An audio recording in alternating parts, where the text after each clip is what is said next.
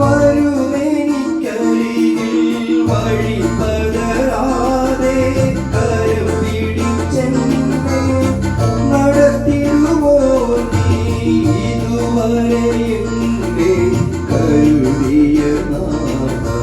ഇനി എനിക്കെന്നും തവ കൃപ മതിയാ. ദൈവനാമത്തിന് മഹത്വമുണ്ടാകട്ടെ. ഇന്നത്തെ പ്രഭാത ധ്യാനത്തിനായി 46 സങ്കീർത്തനം 9 വാക്യം. അവൻ ഭൂമിയുടെ അറ്റം വരെയും യുദ്ധങ്ങളെ നിർത്തൽ ചെയ്യുന്നു.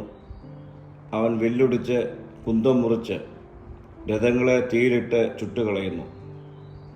ദൈവം സമാധാനത്തിൻ്റെ ദൈവമാണ്. ഇന്നത്തെ വചനത്തിൽ ദൈവം ഭൂമിയുടെ അറ്റം വരെ യുദ്ധങ്ങളെ നിർത്തുന്നു എന്ന് രേഖപ്പെടുത്തിയിരിക്കുന്നു. ദൈവം ഇടപെടുമ്പോഴാണ് യുദ്ധം അവസാനിക്കുന്നത്. മനുഷ്യൻ്റെ ശക്തിയല്ല, ദൈവത്തിൻ്റെ ശക്തിയാണ് ജയിക്കുന്നത്. അവൻ വില്ല് തകർക്കുന്നു, കുന്തമൊടിക്കുന്നു, രഥങ്ങൾ കത്തിക്കുന്നു. ഇവയെല്ലാം യുദ്ധത്തിൻ്റെ ആയുധങ്ങളാണ്. ഇതിലൂടെ ദൈവം പറയുവാൻ ശ്രമിക്കുന്നത് മനുഷ്യൻ്റെ ആയുധങ്ങളോ ശക്തിയോ അല്ല, ദൈവത്തിൻ്റെ ശക്തിയാൽ അവൻ വിജയം ലഭിക്കുന്നു. ദൈവമാണ് സമാധാനം സ്ഥാപിക്കുന്നത്.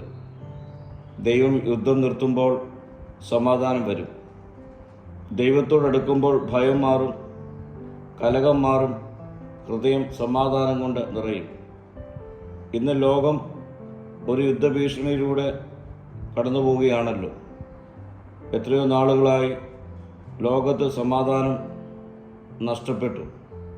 ആളുകൾ ഭയത്തിൻ്റെയും അസ്വസ്ഥതയുടെയും മധ്യത്തിലൂടെയാണ് കടക്കുന്നത്. എന്നാൽ വചനം ഓർമ്മിപ്പിക്കുന്നു, യുദ്ധം നിർത്തി സമാധാനം നൽകുവാൻ ദൈവത്തിന് കഴിയും. അവൻ്റെ സന്നിധിയിലേക്ക് നമുക്ക് അടുത്തു വരാം. സഭ ജാതി വ്യത്യാസമില്ലാതെ അവനോട് നിലവിളിക്കാം. ഇന്ന് നടക്കുന്ന യുദ്ധങ്ങളെ ദൈവത്തിൻ്റെ കഥകളിൽ നമുക്ക് ഏൽപ്പിച്ച് പ്രാർത്ഥിക്കാം. ദൈവം പറയുന്നു,